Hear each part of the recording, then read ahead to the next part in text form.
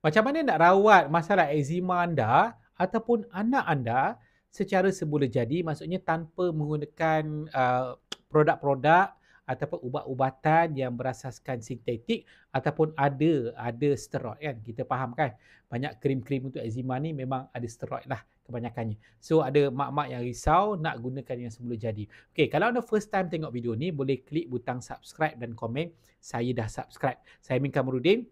Saya akan sampaikan macam mana, apakah pilihan-pilihan produk semula jadi dan apa fungsi dia untuk atasi punca kepada masalah eczema yang sedang anda hadapi. Okey, kalau anda nak dapatkan produk ni, nak bertanya, simple saja, boleh pergi ke bahagian bio ataupun home dan boleh klik link WhatsApp ada kat situ. Kemudian ataupun you boleh contact 019 394 9873 secara WhatsApp dan ada link di bahagian description juga untuk you WhatsApp. Okay? Bukan iklan-iklan krim-krim ke, ubat-ubat ke yang keluar dekat sini. Itu bukan daripada kami Ultimate Vitamin. Okay, kita straight to the point. Apa eczema? Yang pertama, nak atasi fungus, nak atasi kegatalan, amalkan alfalfa. Sebab alfalfa ni sejenis herba yang sangat hebat tau. 300 jenis galian dan vitamin ada dalam dia. Memang sangat hebat semula jadi. So, dia akan bantu dari segi detox. Dia adalah ejen detox yang sangat bagus.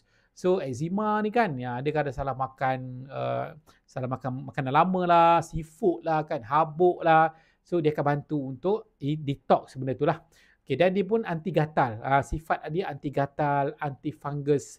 So, sangat bagus. Okay, yang kedua, untuk eczema ni kita cadangkan juga amalkan omega 3. Sebab omega 3 ni, sifat dia adalah sifat dia anti radang tau. Anti radang. So, kita gatal, pedih, merah, ada ruam tu sebenarnya adalah simptom radang. Itu adalah keradangan. So, kalau sel kita mudah sangat radang, kita dah kena banyak kali sebelum ni, jadi sel kita tu dia tidak ada kekuatan nak lawan radang. So, apa yang berlaku bila ambil omega 3, dia akan bantu untuk lindungi sel kita daripada mudah radang. Jadi isu sesama, sakit kepala, sumbat hidung ke kan, pedih, gatal, sakit. So bila kita amal omega 3, dia bantu untuk kurangkan tahap keradangan dalam tubuh kita. Okey, lagi eczema lagi ambil apa? Biasa saya cadangkan juga ambil interferon. Interferon ni dia ada dalam tubuh kita, tapi bila kita makan bahan-bahan yang boleh boostkan interferon ni, interferon ni akan bantu untuk alertkan kita punya sistem antibody kita. Bila masuk sahaja benda-benda yang boleh trigger eczema, dia akan cepat-cepat panggil antibody, tentera-tentera dalam tubuh kita untuk serang benda tu. So memang ajaib dia punya mekanisme dia, dan dia memang sangat-sangat semula jadilah. Okey, kemudian saya cadangkan amalkan juga polyphenol. Okey, polyphenol ni sangat bagus sebab dia kadar baik kisah dia sangat tinggi. Dibaiki especially ada eczema yang disebabkan oleh